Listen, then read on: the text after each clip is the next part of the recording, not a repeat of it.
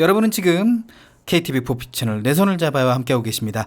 다음 코너는 세종 포커스입니다. 오키 씨가 진행합니다. 우리에게 친숙한 동화인 피터팬, 피터팬 증후군이라는 증상을 덤으로 남겼는데요. 피터팬 증후군의 표면적인 의미는 영원히 소년으로 남고 싶은 성인 남성을 가리킵니다. 그런데 경제계에서는요, 중견기업으로 성장하길 두려워하는 중소기업을 가리키기도 합니다. 중견기업으로 성장하게 되면 그간 누려왔던 혜택들이 사라지고 많은 규제에 묶이게 돼 부담이 커진다는 이유 때문인데요. 이 같은 피터팬 증후군을 막기 위해서 중소기업청이 중견기업 성장 촉진 기본 계획을 발표했습니다. 자세한 내용에 대해 중소기업청 원영준 중견기업 정책과장과 얘기 나눠보겠습니다. 전화로 연결되어 있습니다. 안녕하세요. 예, 안녕하세요. 중기청 중견기업 정책과장 원영준입니다. 네네. 먼저 중견기업이 어느 정도 규모의 회사를 칭하는 건가요? 예, 중견기업 성장 촉진 및 경쟁력 강화에 관한 특별법이 제정된 바가 있습니다. 이 법에서 정의를 하고 있는데요. 네. 우선 중소기업법상의 중소기업에 해당하지 아니하고 공정거래법에 따른 상호출자 제한 집단에 소속되지 않은 기업을 의미합니다. 쉽게 말하면 중소기업이 아니고 우리가 네. 소위 말하는 대기업 집단 계열사가 아닌 기업을 말한다고 보시면 되는데요. 네. 가령 전자부품업을 예를 들어 본다면 중소기업 범위가 직전 연도 3개년도 매출 평균으로 정해져 있습니다. 1,000억을 넘어가면 중소기업을 벗어나게 되는데요. 네. 이렇게 되면 이제 중견기업이 되고 우리가 흔히 알고 있는 대기업 집단에 소속되지 않으면 중견기업 지위를 유지한다고 보시면 되겠습니다. 네. 2013년 말 기준으로 국내에는 한 약 3,800개의 중견기업이 있다고 보시면 되겠습니다. 네, 그렇군요. 근데 제가 앞에서도 짚어드렸지만 중견기업으로 성장하기를 꺼리는 이른바 피터팬 증후군을 앓고 있는 상당수의 중소기업들이 기업을 둘로 쪼개거나 아니면 회계 조작 등으로 매출액을 줄이는 그런 방법을 쓰는 경우가 있다고 해요. 이에 대해서는 과장님께서는 어떻게 생각하시는지 약간 좀 이렇게 천천히 말씀 부탁드립니다.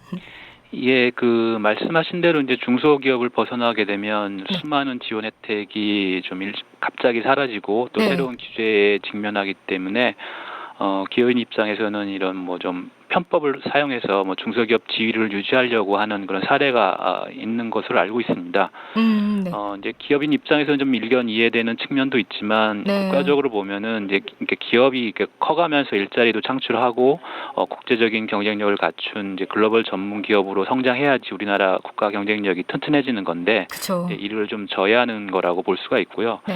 또 한 측면은 이제 중소기업 지원을 위한 이런 재원들이 이제 이런 편법을 쓰는 기업들에게 왜곡 분배돼서 네. 국민의 세금이 효율적으로 사용되지 못하는 문제점이 있어서 좀 큰 국가적인 손실이라고 생각을 하고 있습니다. 그렇죠.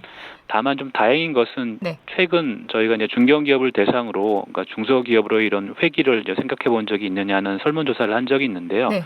이에 대한 응답률이 2013년도에는 한 14.7%가 그런 걸 생각해 본 적이 있다라고 답변을 하셨었는데 네. 작년에는 이게 좀 8.9%로 좀 낮아졌습니다. 그래서 좀 이런 피터팬 증후군이 좀 다소 완화되고 있는 거 아니냐라고 좀 분석을 해보고 있고요. 이제 이런 점들이 저희가 2012년도부터 중견기업 정책을 본격적으로 추진했는데 이제 이에 좀 성과가 좀 가시적으로 나타나고 있는 거 아닌가라고 생각해 보고 있습니다. 네. 그러면 이런 경우가 흔하다까지는 아니지만 어느 정도는 있긴 있었던 거군요. 실제로도. 예, 그렇습니다. 네. 그럼 지난해 중소기업청과 중견기업연합회가 실시한 조사 결과를 보면요. 아직도 100여 개 이상의 중견기업들이 정부 지원을 받기 위해서 중소기업으로 다시 돌아갈 방안을 고민 중인 것으로 나타났는데 가장 큰 이유가 중소기업 시절보다 늘어난 세금 때문이라고 하는데요. 근데 이번에 중소기업청에서 중소기업에 대한 성장 지원 확대 방안을 내놨죠. 그래서 지난 10일 열렸던 경제관계 장관회의에서 제1차 중견기업 성장 촉진 기본 계획을 발표했는데요.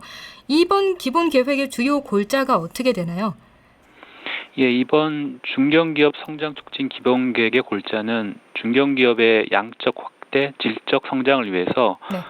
법령 정비를 통한 중견기업의 성장 부담 완화, 중견기업으로 성장 가능성 있는 후보기업 발굴 지원, 중견기업의 글로벌 전문기업화, 중견기업의 사회적 책임 강화 등 4가지로 정리할 수 있습니다. 네. 첫째, 중견기업이 되더라도 지원이 일시에 단절되는 것이 아니라 네. 단계적으로 축소, 슬라이딩 다운될 수 있도록 네.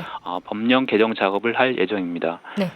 둘째로는 고성장 기업, 글로벌 강소기업, 지역 강소기업 같은 기업 성장 단계별 맞춤형 지원 프로그램을 마련해서 중견 후보 기업을 집중 육성할 계획입니다. 네. 셋째로는 중견기업이 글로벌 전문기업 히든 챔피언으로 성장할 수 있도록 R&D나 인력, 해외 마케팅 등 핵심 역량 강화를 위한 지원도 확대할 예정입니다. 네. 마지막으로 명문 장수기업 육성, 동반 성장 참여 촉진 등 사회적 책임 강화를 통해서 중견기업에 대한 인식 개선과 인정받는 중견기업 문화도 확산할 계획입니다. 네, 이렇게 다양한 지원 방법이 있는데 또 그 중견기업도 R&D 전문 인력을 지원받을 수 있게 된다고 하던데요. 이 전문 인력을 지원받을 수 있는 그 기업 기준 이런 것도 있나요? 기본적으로 국가 R&D 예산에서 중견 중소기업 지원 비중을 2016년도까지 18% 수준으로 높여서 네. 중견기업에 대한 지원이 확대되도록 할 예정인데요. 그리고 또 생산기술연구원 같은 정부 출연연구소가 보유한 인력, 노하우 등을 활용할 수 있도록 중견 중소기업 공동연구실 사업도 확대할 계획입니다. 그리고 기존의 중소기업 지원 사업도 법령 개정을 통해서 초기 중견기업에 한해서는 제한적, 차등적으로 R&D, 전문 인력 등 핵심 역량의 고도화를 지원할 예정인데요. 네. 중견기업 진입 후 지원 단절 완화라는 정책 방향을 감안해서 네. 중견기업 진입 후 3년 이내 또는 매출액 3천억 미만 등의 초기 중견기업을 지원 대상으로 해서 네. 중견기업의 자체적인 혁신 역량이 중소기업보다 더 높은 점을 감안해서 중소기업에 비해 지원 한도나 비율을 낮추거나 중견기업의 자부담을 높이는 방식으로 지원할 계획입니다. 네. 또 그 밖에 이런 지원 사업에 대해 강조할 만한 게 따로 있을까요? 중소 중견기업 간의 협력 컨소시엄을 통해서 공동으로 신성장 아이템을 기획하고 공동 R&D 및 사업화 활동을 확대 지원할 계획이고요. 네. 중소기업 중앙회가 운영하고 있는 이행 보증 사업에서 대기업 지원은 전면 폐지하고 중견기업 지원 비중을 총 보증 한도의 한 최대 50%까지 확대 운영할 계획입니다. 또 거래기업 부도 등으로 인해 연쇄적인 경영 불안 방지를 위해서 매출채권보험 가입 대상을 중견기업으로 확대하는 내용도 본 계획에 포함되어 있습니다. 네. 그런데 그 재원이라는 게 아무래도 좀 한정적이잖아요. 그래서 일명 역차별이라고 하죠. 중견기업 육성 채굴로 인해서 오히려 중소기업이 이런 정책 지원에서 배제될 거 아니냐 이런 우려가 있지 않을까 하는데요. 이제 그런 우려는 이제 중견기업법이 제정될 당시부터 있었는데요. 네. 그래서 중견기업법 제3조에 중견기업 지원으로 인해서 중소기업 지원이 축소되지 않도록라는 조항이 명시적으로 들어가 있습니다. 그래요? 이에 따라서 이번 기본 계획에서도 모든 중견기업의 모든 중소기업 지원 시책을 다 적용하는 것이 아니라 지원 시책 분야별로 주요 지원 수단을 선별하여 초기 중견기업을 대상으로 지원 비율을 낮추거나 자부담을 높여 지원하는 것을 기본 원칙으로 명시를 했습니다. 네. 중견기업에 대한 지원 문턱은 없애되 지원 대상과 지원 방식 등은 개별 사업에서 신축적으로 정하도록 해서 중소기업 지원 축소의 문제가 발생하지 않도록 할 계획입니다. 네, 또 보완점이 있다니까 다행이라는 생각이 들고요. 마지막으로 이번 중견기업 성장 촉진 기본 계획의 목표 아니면 뭐 성과치 이런 거에 대해서 어떻게 생각하시는지 말씀 듣고 싶습니다. 이번 계획은 경제 성장과 고용 창출을 선도하는 중견기업이라는 것을 정책 비전으로 삼았고요. 네. 2019년까지 5천 개의 중견기업, 100개의 한국형 히든 챔피언 육성, 그다음 고용 155만 명, 수출 970억 불 달성을 정책 목표로 제시를 하였습니다.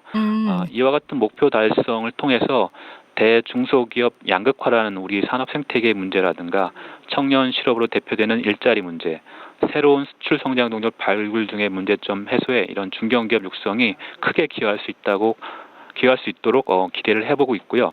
이런 목표를 차질 없이 추진하기 위해서 매년 구체적인 시행 계획을 수립하고 민간 합동의 중견기업 성장 지원 협의를 구성해서 점검해 나가도록 할 계획입니다. 네, 이런 계획들로 중소기업, 중견기업 모두 다 이렇게 성장할 수 있는 기회가 됐으면 좋겠네요. 과장님 오늘 말씀 감사합니다. 네, 고맙습니다. 네, 우리 경제의 허리에 해당하는 중견기업 육성은요, 경제 살리기의 필수 과제입니다. 이번 중견기업 성장 촉진 기본계획 발표를 계기로 독일이나 일본 못지않게 우리나라도 중견기업의 생태계가 단단하게 구축될 수 있기를 바랍니다. 지금까지 중소기업청 원영준 중견기업 정책과장과 함께한 세종포커스였습니다.